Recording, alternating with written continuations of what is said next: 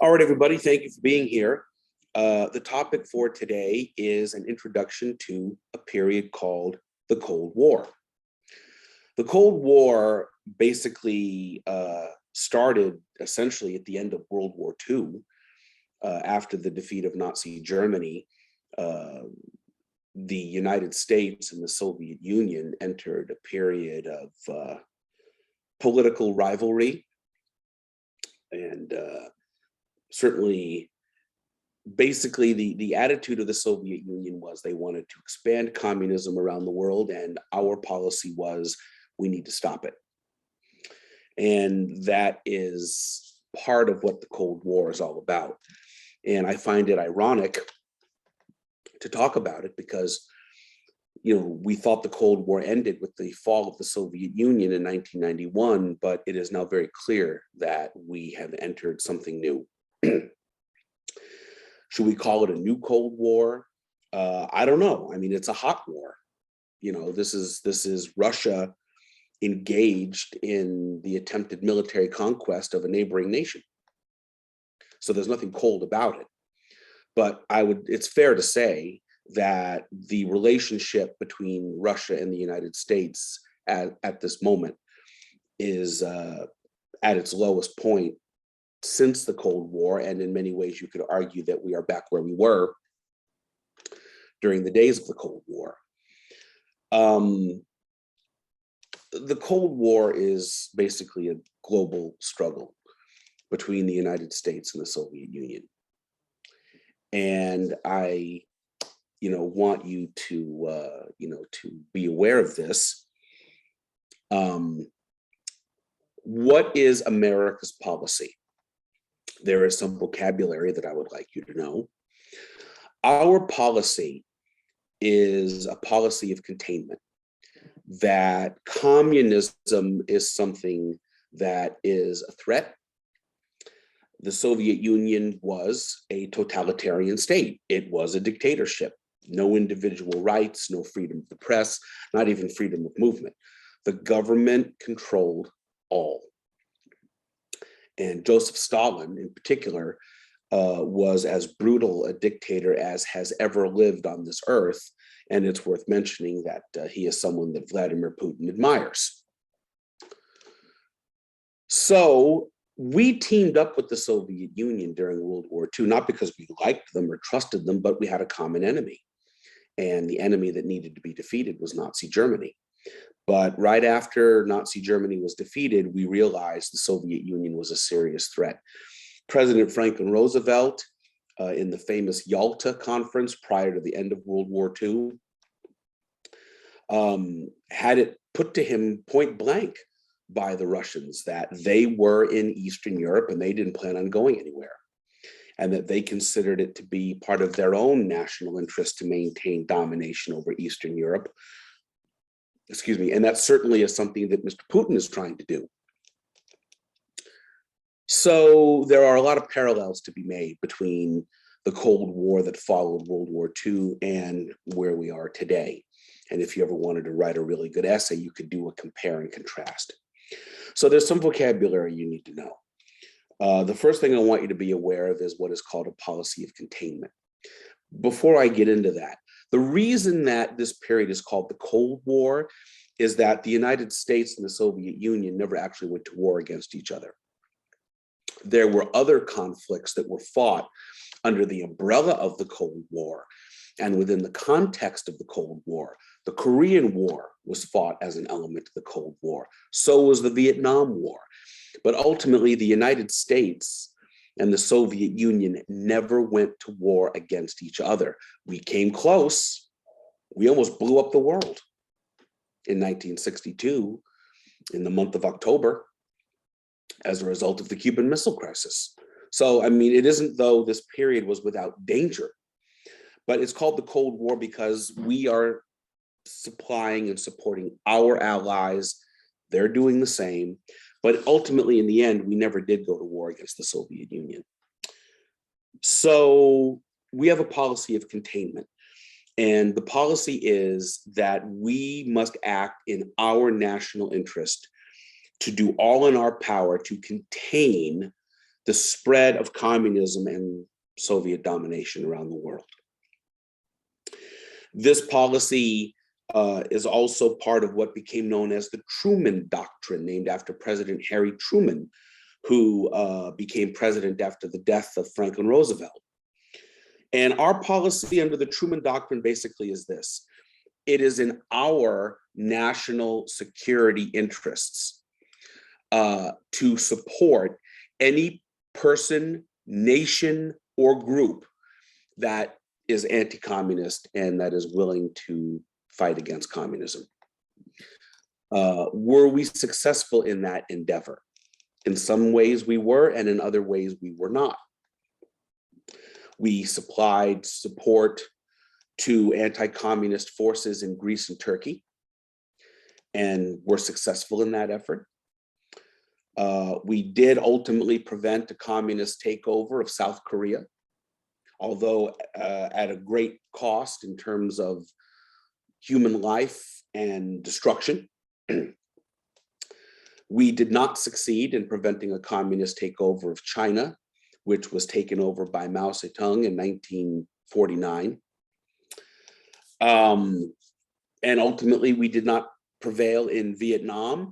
And we saw the establishment of a communist dictatorship right off the Florida coast, less than 100 miles from Florida, on the island of Cuba. So, you know, there are some successes and there are some failures too.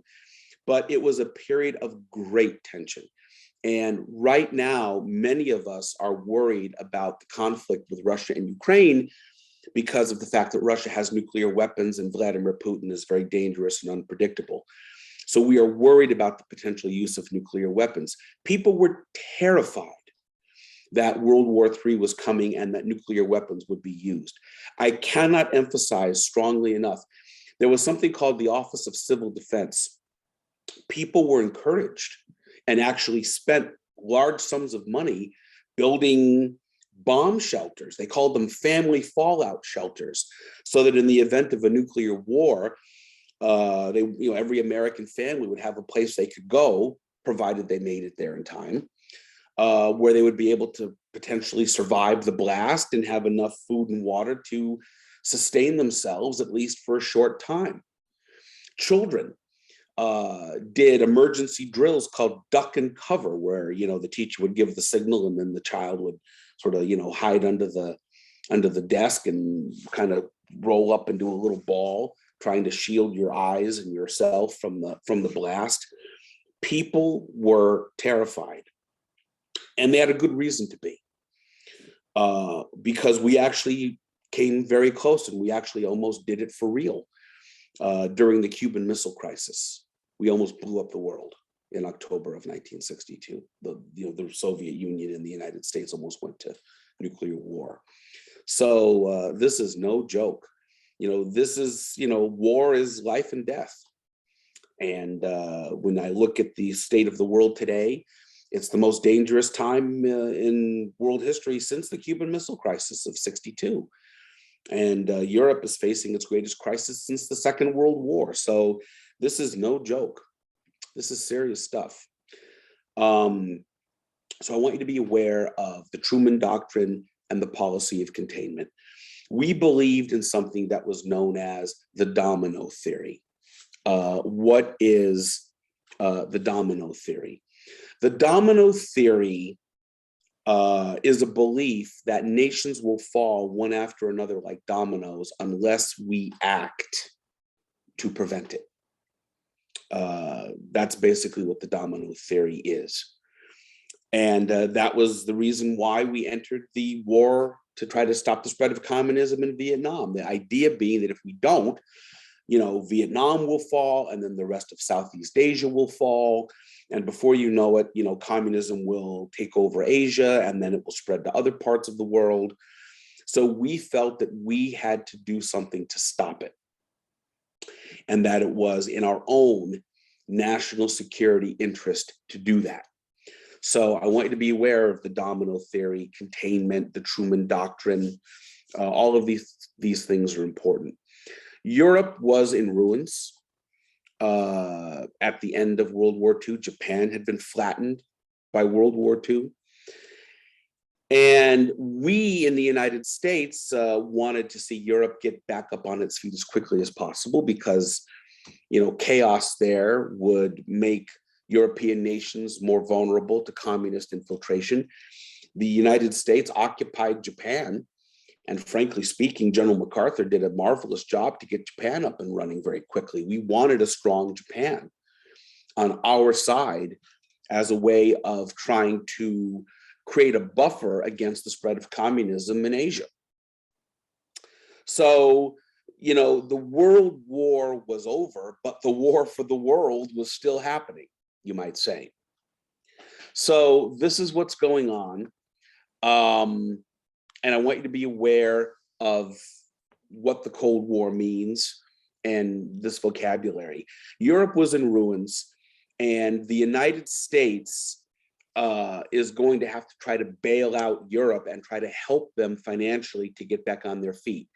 By the time we get to 1947, the United States is already giving $400 million in aid to Greece and Turkey so that they can try to resist possible communist infiltration so that they don't fall to communism. And then in 1947, Secretary of State George Marshall, who had been, a major leader in the war effort during World War II, I can't remember if he was chairman of the Joint Chiefs of Staff, but General Marshall proposed an aid package that became known as the Marshall Plan. And we approved $12 billion in financial aid for Europe to help them recover from the war. And, I'm talking $12 billion in, 1940s money. So we were going to respond forcefully to try to contain the spread of communism. And the dust had barely settled from World War II, and the struggle is on. Germany had been divided into communist-controlled East Germany. West Germany was free, but Berlin was a divided city, but located in the East German sector. And West Berlin was free and East Berlin wasn't. And Stalin wanted all of Berlin to fall. So on April 1st, 1948, the Soviet Union began a blockade of Berlin. They would not allow trucks or trains to enter the city, hoping to basically starve West Berlin until it fell. So the question is, well, what do you do? Do you start World War III by using military force? Like, how do you answer this? So what we came up with was the Berlin Airlift. We would supply West Berlin by air, food, fuel, clothing, medicine, the works. And at one point, it became so successful after they worked out the logistics of it that the Soviet Union became embarrassed by the success of the Americans during the Berlin Airlift, and they lifted the blockade of Berlin. But here we are, World War II ends in 1945, and by 1948, Americans are having to use air power to save West Berlin from, a communist takeover. So that illustrates what I mean when I say the Cold War began immediately after the end of World War II. And it certainly was a very dangerous time. Despite the failure of the League of Nations, everyone decided, well, let's try again. And we saw the formation of the newly formed United Nations, which exists today. We could have a long debate and discussion about whether the United Nations ultimately is any more effective in maintaining peace in the world than the League of Nations was. Let's just say at the moment, it isn't looking good. And I find the fact that Russia has veto power on the Security Council, and that Russia at the moment is chair of the Security Council of the United Nations. It would be laughable if it weren't tragic. So there are some problems here. there was a real fear that degenerated into outright hysteria regarding the fear of communist infiltration here at home in the United States. This is a world where just to be accused of being a communist or being sympathetic to communists ruined lives, it ended careers. This is where we will see the formation of a blacklist, people who are accused or suspected of being sympathetic to communism. And this fear really just, it takes on a life of its own. There's talk today about what people call the Twitter mob. Somebody is accused of something or says something questionable, and next thing you know, everybody wants to just sort of pile on and fan the flames and tear someone down. Well, this is what happened to people back in the late 1940s, going into the early 1950s, who were accused of being communists. Their lives were ruined. Were there communist spies in the United States? Sure. Were there people sympathetic to the Soviet Union in the United States? Certainly. But that doesn't necessarily mean that there's a communist spy, hiding behind every rock or tree either. And so there were some real problems here. There was a case known as the Alger Hiss case. Alger Hiss was an employee in the State Department that handles foreign affairs, and he had been accused of being a communist spy by a man named Whittaker Chambers. And to make a long story short, in 1948, they ended up getting him not because they were able to prove that he was a communist spy, but they got him for perjury, for lying under oath. And this case was actually the case that made the career of a young congressman from California named Richard Nixon, who was actively involved in the investigation of Alger Hiss. But this was a scary time. 1949 in particular was terrifying. It's in 1949 that the Soviet Union, having stolen our secrets, detonates their own atomic bomb. And it's in 1949 that China falls to the communist dictator Mao Zedong. And then, of course, his opponent, nationalist leader Chiang Kai-shek, fled to Taiwan. And to this day, China claims that Taiwan is part of their sovereign territory and they want it back. And they have been making threatening moves against Taiwan for years, which have only intensified recently.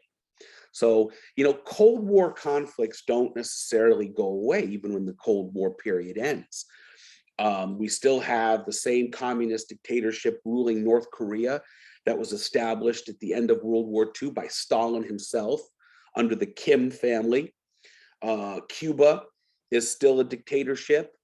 China certainly is, under Xi Jinping, a nation with no freedom of the press or freedom of speech.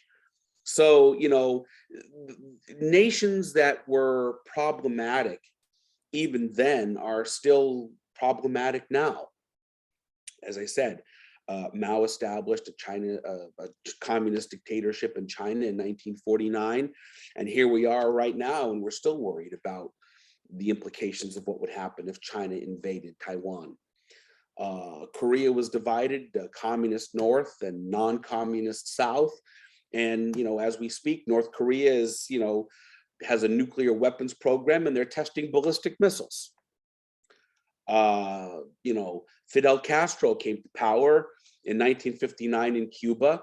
And of course, although Castro is dead, Cuba is still a totalitarian dictatorship. So the problems don't necessarily go away, even when a particular period in history is over or has changed. The problems can linger. And I want you to be aware of that. For what it's worth, I will share with you that 1948 was an election year. Harry Truman was running to win the presidency in his own right. He did not have a lot of support. Even within the Democratic Party, there were a lot of people who were angry at Harry Truman for issuing an executive order that ordered an end to racial segregation in the military. And I greatly admire President Truman for having the courage to do that, because he knew that he would face political backlash for doing so. Or at the very least, he could have said, I'll wait till after the election, but he didn't. So he deserves credit for that, in my view. Harry Truman's opponent was Thomas E. Dewey, governor of New York. And Dewey was so sure he was going to win. And, he didn't even campaign all that hard. And in the end, Truman won a surprise upset in the 1948 election. And there's a famous photograph of Truman holding up the Chicago Tribune. And the Chicago Tribune has a headline that says, Dewey beats Truman, but it wasn't true. Truman won. It is in 1949 that the United States helps to organize and become a part of the NATO alliance. This is huge. Right now, NATO has 30 member states. In other words, 30 countries are a member of NATO. This is a military alliance that was created in 1949 to contain the Soviet Union, to let them know that if they tried to make a move on Europe, they would be starting a global war. There is something in the NATO alliance, which stands for North Atlantic Treaty Organization, called Article 5, which means that an attack on one nation is an attack on all. So what does that mean? It means that if Russia makes a move on Latvia or on Poland, they're at war with the United States, and it's World War. That's why the situation right now is so scary, because, the Russians have nuclear weapons, we have nuclear weapons. What happens if Putin decides he's going to use them? I mean, nuclear weapons are so terrifying and awful that they have not been used since 1945, when we used them against Japan, bombing Hiroshima and Nagasaki. Think about all the wars that have been fought since then, but no one has been crazy enough to use nuclear weapons, because people know what it would mean. So that danger exists today. But you need to know about the NATO alliance. It was founded to contain the spread of communism. And right now, that alliance is still very much in effect, with more member states joining the alliance. One of the reasons that Putin gave as a justification for his war on Ukraine was his belief that Ukraine wants to join NATO. So you need to understand the history of the NATO alliance. The Soviet Union responded with their own version. They called it the Warsaw Pact, and that included countries of Eastern Europe. The great wartime leader Winston Churchill gave a speech where he described Eastern Europe as being trapped behind an iron curtain. As a metaphor, what that means is no one goes in, no one goes out. And now, of course, we have former Iron Curtain countries and Warsaw Pact countries that are a member of the NATO alliance. And as I said in my lecture the other day about the situation in Ukraine, these countries would have never wanted to even join NATO in the first place if they had felt that Russia could be trusted. So I want you to be aware, of the NATO alliance and of the Cold War. Hold on a moment here. Let me get where's my stuff here? Hold on. All right. So we get to 1950. Truman has been reelected. China has fallen to communism under Mao. Stalin is still in charge in Russia, maintaining his ruthlessness. The Marshall Plan is in effect, trying to help Europe get back on their feet, and the NATO alliance has been formed as a part of our policy to contain the Soviet threat. And of course, we have the Truman Doctrine. We have been supplying aid to Greece and to Turkey. And then we get to 1950, June 25th, 1950, communist North Korea, with the support of Mao and Stalin, invades South Korea. and they want to unite the Korean Peninsula under communist rule. This is one of those few occasions where the United States and the United Nations actually responded effectively. We put together a coalition of nations through the United Nations to defend South Korea.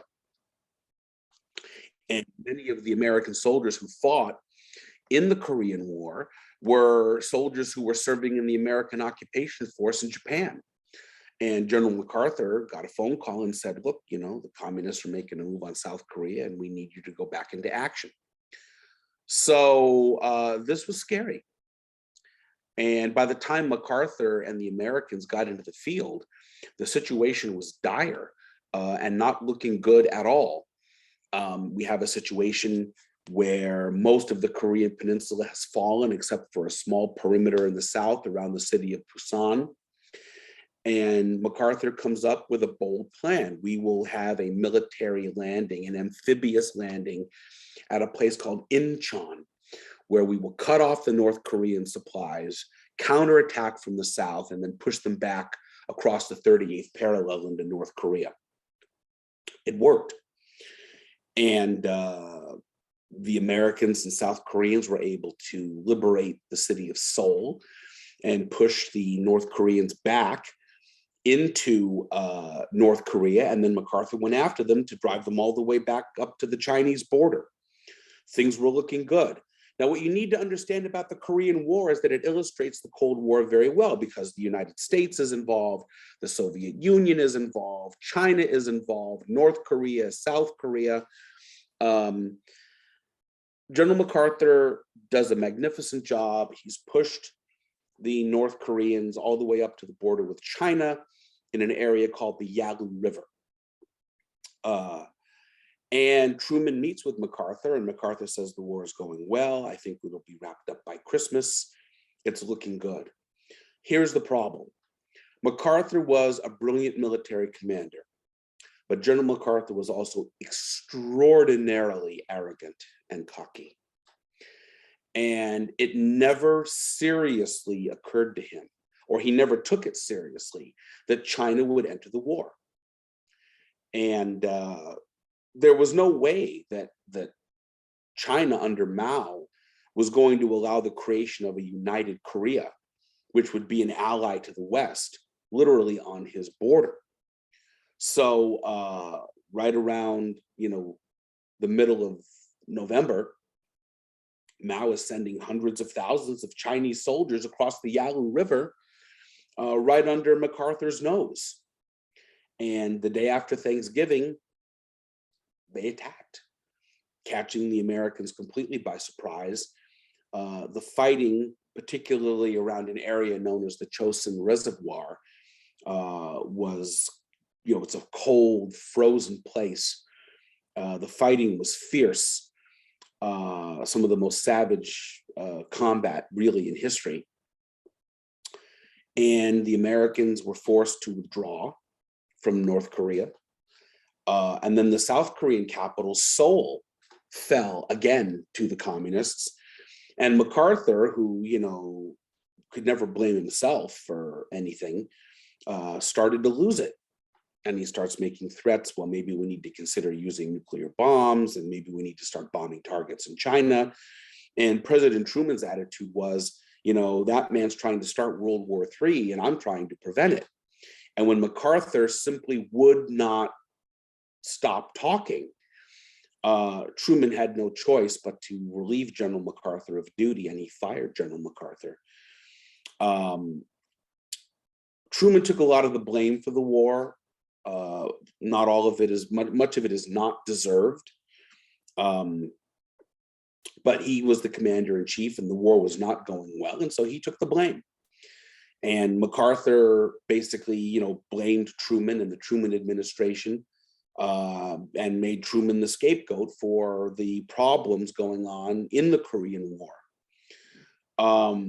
In the next presidential election, Eisenhower was elected, and we began a campaign of bombing North Korea. I mean, we just obliterated Pyongyang. and negotiations began, ultimately resulting in an armistice, not a peace treaty, an armistice. So technically the shooting stopped, but there was never a peace treaty to actually end that conflict. And to this day, now, going back to 1950, there is danger on the Korean Peninsula between North Korea, which to this day is still ruled, as a totalitarian dictatorship under Kim Jong-un of the Kim family. The current ruler of North Korea is the grandson of the original communist dictator handpicked by Stalin himself. Brutal. In South Korea, all young men are required to do mandatory military service. And the danger exists today.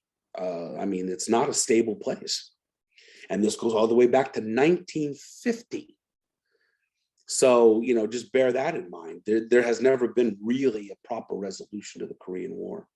Although we did succeed in preventing a communist takeover of South Korea. So that we did save South Korea, and that's critical. And today, South Korea is one of the most technologically advanced countries in the world. And North Korea is like an open air, prison for the poor people who have to live there under this horrible situation. So I am going to ask you about the Korean War, certainly, which ultimately ended where it started, along the 38th parallel. There was great fear of the spread of communism here in the United States. And there were people who took advantage of that for their own political gains, or their own political, trying to advance their own careers. And an excellent example of that is a really horrible person in American history, Senator Joseph McCarthy of Wisconsin. There was a committee in those days called the House Un-American Activities Committee. And Congress had the authority to hold public hearings. And McCarthy was like the ringleader, and he basically made a name for himself by accusing anybody and everybody of being a communist. And he would lie and manipulate, and people were just terrified of him. People lost their jobs, had their lives ruined. This was done on live television. And, this was a tough period. Eventually McCarthy went too far, started making accusations against the United States military. There's one moment on television where he's going after this young lawyer and accusing him of being a communist, and the man's boss is sitting there. And he says in front of millions of people on live television, he goes, "Senator McCarthy, have you no sense of decency, sir? At long last, have you no sense of decency?" And that really was the beginning of the end for McCarthy. Also in those days, there were people who were television journalists who were very respected and considered trustworthy. And I would argue the most famous of those was a man named Edward R. Murrow, who had a television program called See It Now. And he did a program exposing McCarthy, and at great risk to himself. So this is a scary point. I spoke to you earlier about the Alger Hiss case. I also want to mention to you there was a husband and wife, Julius and Ethel Rosenberg, who were accused of passing nuclear secrets to the Russians. They were found guilty and executed, and they were sentenced to death, and they were executed in the electric chair. And we now know that they actually were guilty, and they were executed, leaving behind their two sons. So, this was scary stuff. This was a crazy time. And, I don't want us to have to relive it, but in some ways I feel we are. Think about what happens if someone accuses you of something, even if it isn't true, but they start saying things about you on social media, or, think about the danger we have right now that this war between Russia and Ukraine could escalate and involve a NATO member country, and the threat of nuclear weapons. We're living in a very frightening time. There's no way to sugarcoat it. So I do have some video clips that I wish to share with you. And here is the first one, and please watch it carefully.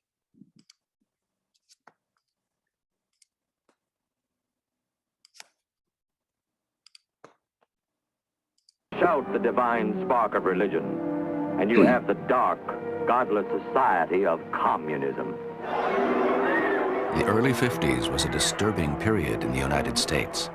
The country was swept up in an anti-communist witch hunt, and the entertainment industry was targeted as a haven for communist sympathizers.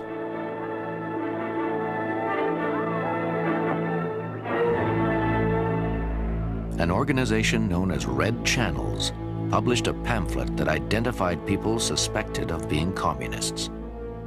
There was a real danger at that time. The Red Channels people were busily at work. They could condemn you and get you off the air in a minute. In a minute, one phone call. The network management was so chicken in those days, it was frightening. A good friend of mine, who was the vice president for programs of the radio network, suddenly disappeared one night. He just left. The next morning found a note on my desk saying, sorry, I couldn't say goodbye, but I've cleared out all my books and papers and I'm gone. I probably will never see you again. Well, you know, you make the assumption that there was something in his background and somebody got after him and he left. Do solemnly swear or affirm. Government workers had to swear publicly that they were not communists. So the networks demanded that all their employees also sign a loyalty oath. Now. I was a loyal American citizen. I'd served in the Navy during the Second World War, so it was hardly a shame to sign a loyalty oath. It just seemed to belabor the obvious that why do you have to sign a loyalty oath to your own country? That doesn't sound American. But a lot of us did it because we wanted to keep our jobs. In spite of his own misgivings, Murrow asked the staff of See It Now to sign these loyalty oaths to save their jobs and to protect the show. Howard K. Smith, who was listed in Red Channels, believes Murrow's compromise may have saved his career. There it was in black and white. My name was listed. I sat there and waited for something terrible to happen, because to most people to whom that happened, their careers were destroyed. Nothing happened. And late in life, I discovered that it was Murrow. People knew that to get to me, to attack me, to destroy me, they'd have to go past Murrow, and they didn't want to take him on. So I think I was saved by that. The raw, harsh, unpleasant fact is that communism is an issue and will be an issue in 1954. Under the banner of anti-communism, Senator Joe McCarthy destroyed the lives and ruined the reputations of government officials and Army officers. But journalists and politicians were terrified to attack McCarthy. They were fearful that McCarthy, in turn, would destroy their careers. McCarthy was a fascist and of the worst type. There was nothing American about the man, except having been born in Wisconsin. He was a demagogue of absolutely the worst type. Any man who has been given the honor of being promoted to general and who says, I will protect another general who protects communists, is not fit to wear that uniform, General. You were lying. We both agreed on that. I was terribly concerned and alarmed. I saw the first stages of a fascist revolution in this country. Good evening. Tonight, See It Now devotes its entire half hour to a report on Senator Joseph R. McCarthy, told mainly in his own words and pictures. We must not confuse dissent with disloyalty. This time, Murrow refused to compromise and launched a daring attack on the powerful senator. We were called in, the whole staff in the cutting room was called in, and Murrow said, you cannot live in a democracy, you cannot live in this country without doing something that maybe you will be suspect by this McCarthy. You will now be visible because your credit will be on the air, your names will be publicized. If there is anything in your background that you don't want to reveal, or if you have fear, don't work on the program. And Murrow ordered that wherever McCarthy is, we should shoot film. And the film kept coming in, and we saved film for about a year. You wrote a book in 32, is that correct? Yes, I wrote a book. This is the document. Murrow demonstrated how McCarthy would take quotations out of context and distort their meaning. Adlai Stevenson, to the Monttremblant Conference. But Senator McCarthy didn't permit his audience to hear the entire paragraph. This is the official... Murrow was also not afraid to express his own personal opinion. The line between investigating and persecuting is a very fine one, and the junior senator from Wisconsin has stepped over it repeatedly. See It Now was the only public forum that ever attacked McCarthy on the airwaves. On the airwaves. And it took a great deal of bravery. It took a great deal of guts. And whose fault is that? Not really his. He didn't create this situation of fear, he merely exploited it, and rather successfully. Cassius was right. The fault, dear Brutus, is not in our stars, but in ourselves. Good night, and good luck. See It Now was the first of the influential broadcasts in television that changed America. The Murrow-McCarthy broadcast ended Joe McCarthy. It was an arrow right through, wham.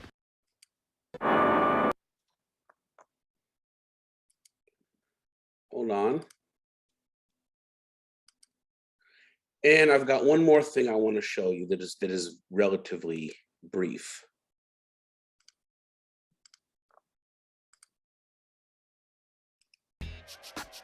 In the wake of the Second World War, the United States and Soviet Union emerged as two global superpowers, each one with a very different idea of what a society should look like. The battle between communism and capitalism would continue for decades, but first boiled over in the Korean Peninsula in East Asia. To better understand the conflict, here are 5 facts you need to know about the Korean War. The first step in understanding the Korean War is to learn the geography. After Japan's surrender in 1945, the United States took control of the southern half of Korea, while the Soviet Union took the north. They were divided by the 38th parallel, a horizontal line that split the peninsula in two. Wasn't it the poet Robert Frost who said good fences make good neighbors? Well, in this case, he would have been wrong. North and South Korea were not too keen on accepting the new line drawn in the sand, and skirmishes between the new neighbors often flared up along the border. The United States and President Truman were deeply concerned with the spread of communism. We are united in detesting communist slavery, which they viewed as a direct threat to American democracy. Truman also wanted to prevent Russia from gaining any more territory and believed communist North Korea was the Russians' first step towards world domination. Therefore, he believed he had no choice but to stop the North Korean army after they invaded the South in June of 1950. At first, North Korean forces were victorious, driving South Korean and U.S. troops nearly out of the country by August. But with the help of the United Nations, the U.S. forces resupplied and rallied, recapturing the South Korean capital of Seoul in September and crossing the 38th parallel the month after. Korea was a country with freezing winters and broiling summers, making the actual combat miserable for both sides. Disease, malnutrition, and frostbite were constant worries. General Douglas MacArthur believed a total victory was the only acceptable outcome for the U.S. President Truman disagreed, but MacArthur was adamant, and after he was caught privately lobbying his views in Congress, Truman relieved him of duty for his insubordination. While all this was going down, North Korean forces had driven the UN troops back to the 38th parallel, and by May of 1951, the armies were more or less at a stalemate. For the next 2 years, neither side gained any significant ground, although fighting did continue both on land and in the air. Peace talks started in the summer of 1951, shortly after the start of the stalemate.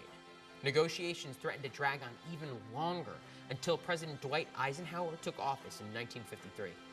Eisenhower was determined to end the war. Joseph Stalin, who wanted to keep the war going, died in March of that year. After a few months more of negotiation, the armistice was signed in July, ending the 3+ year slog of fighting. The Korean War was a relatively short but costly conflict. 36,000 U.S. troops were killed, with over 100,000 wounded. 620,000 soldiers from North and South Korea were killed, but more disturbingly, 1.6 million civilians lost their lives throughout the Korean Peninsula. The 38th parallel still divides the two Koreas today, serving as a demilitarized zone. 4,400 yards of empty space separates the two countries, whose borders are defended by armed troops 24 hours a day, 365 days a year.